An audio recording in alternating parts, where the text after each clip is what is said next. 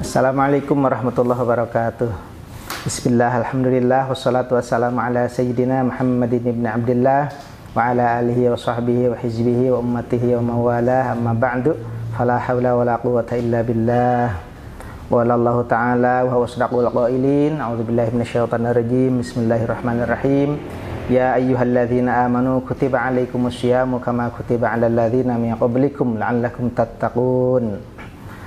Para pemirsa yang saya hormati dan saya muliakan, alhamdulillah kita sekarang sudah ada pada bulan Ramadan, tanggal 2 bulan Ramadan. Ternyata doa yang sering kita baca pada bulan Rajab itu diijabah. Kita pada bulan Rajab sering berdoa, Allahumma barik lana fi Rajab wa Sya'bana wa ballighna syahra Ramadan. Doa ini adalah doa yang biasa dibacakan oleh Rasulullah Sallallahu Alaihi Wasallam sebagaimana dalam hadis, akan tetapi memang hadisnya tidak sampai sahih. Nah, kenapa kita berdoa memohon kepada Allah Subhanahu Wa Taala usia ini ingin sampai kepada bulan Ramadan? Karena sebagaimana kita maklumi bahwa bulan Ramadan itu adalah bulan yang sangat istimewa bagi muslimin, terutama karena sebagaimana di dalam hadis dijelaskan bahwa amal dalam bulan Ramadan dilipat gandakan oleh Allah Subhanahu wa taala, sehingga orang yang beramal dengan sunnah maka Allah beri pahala fardu. Jika orang itu beramal dengan fardu, maka Allah lipat gandakan sampai 70 kali. Itu kan tidak ada pada bulan-bulan yang lainnya, itu khusus hanya pada bulan Ramadan. Dan untungnya ibadah pada bulan Ramadan ini Allah Subhanahu wa taala memberi keringanan, memberi kemudahan. Kita bisa lihat dan kita bisa rasakan lah ibadah pada bulan Ramadan lain dengan ibadah pada bulan-bulan yang lainnya. Terasa ringan, tidak berat. Nah, dan yaitu pahalanya dilipat gandakan. Mangga kita bisa merasakan dengan saum Ramadan. Nah, pada bulan Ramadan kita melakukan saum. Dan alhamdulillah sebetulnya kalau bagi orang yang betul-betul ingin beribadah pada bulan Ramadan, tidak merasa berat lah, tidak merasa repot dengan melaksanakan saum Ramadan itu. Nah, siangnya bisa melaksanakan saum dan malamnya bisa melaksanakan sholat tarawih. Kalau di bulan-bulan yang lain kan tidak ada sholat ba'da isya sampai 20 rakaat tarawihnya ditambah witirnya 3 sampai 23. Nah, tidak ada. Nah, dan kadang-kadang ada orang yang tidak mampu melaksanakan witir. Nah, sampai 11 pun jarang. Paling-paling 3, malah banyak yang tidak melakukannya. Nah, akan tetapi pada bulan Ramadan itu bisa melakukan sampai 23 rakaat. Ini terasa ringan, tidak terasa berat. Dan ibadah-ibadah yang lainnya, itulah keistimewaan bulan Ramadan. Nah, kenapa tidak terasa berat? Karena memang pada bulan Ramadan, sebagaimana dalam hadis dijelaskan, salah satu yang mengganggu kita untuk beribadah itu dihilangkan, yaitu syaitan. Nah, dalam bulan Ramadan, syaitan itu dibelenggu sampai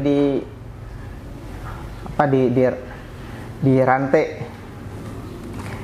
Dijelaskan dalam hadis, idza jaa Ramadan futihat abwabul jannah wa ghuliqat abwabun nar wa sudifati syayatin wa fi riwayatin wa sulsilati syayatin. Ketika datang bulan Ramadan, maka dibukalah semua pintu surga dan dikuncilah, ditutuplah semua pintu neraka dan setan-setan itu dibelenggu. Nah, para pemirsa, jadi kan gangguan bagi kita untuk semangat ibadah itu adalah bisikan-bisikan dari setan. Nah, pada bulan Ramadan, alhamdulillah setan, tapi ini setannya khusus setan jin, itu dibelenggu, diikat pakai rantai. Nah, makanya semangat kita untuk ibadah pada bulan Ramadan itu betul-betul kuat. Jika ada pertanyaan, misalnya ini dijelaskan dalam kitab Fathul Bari Syarah Bukhari karangan Ibnu Hajar. Fa in qila kaifa naro asyurur wal ma'asi waqi'ah fi Ramadan. Kalaulah setan itu dibelenggu, kenapa pada bulan Ramadan itu masih ada maksiat, masih banyak tempat-tempat maksiat, masih banyak orang-orang yang melakukan maksiat, padahal setannya itu dibelenggu. Nah, yang mengganggu, yang mendorong kita untuk bermaksiat itu bukan hanya setan jin, akan tetapi ada juga setan, yaitu setan manusia.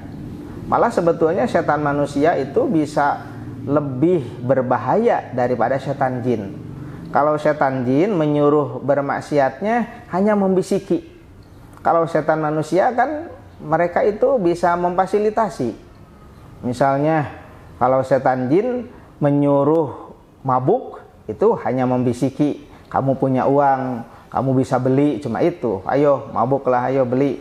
Nah, kalau setan manusia kan dia beli sendiri, lalu mengumpulkan teman-temannya, lalu menyewa hotel sampai ada pesta miras, sampai ada pesta seks. Nah, itu kelakuan setan manusia. Jadi sebetulnya lebih berbahaya daripada setan jin. Nah, sebetulnya setan manusia pun pada bulan Ramadan harusnya itu ditahan gitu. Jangan dibebaskan berkeliaran. Sehingga dalam kitab fikih dijelaskan, ketika ada orang yang tidak melakukan saum pada bulan Ramadan, padahal tidak ada uzur untuk meninggalkan saumnya, untuk tidak saumnya, maka orang itu harus ditahan, dibuilah gitu seharian, nanti dikeluarkan setelah waktu maghrib. Seperti itu aturannya dalam fikih. Pemirsa yang dirahmati Allah Subhanahu wa taala, manfaatkanlah bulan Ramadan ini untuk meningkatkan amal kita.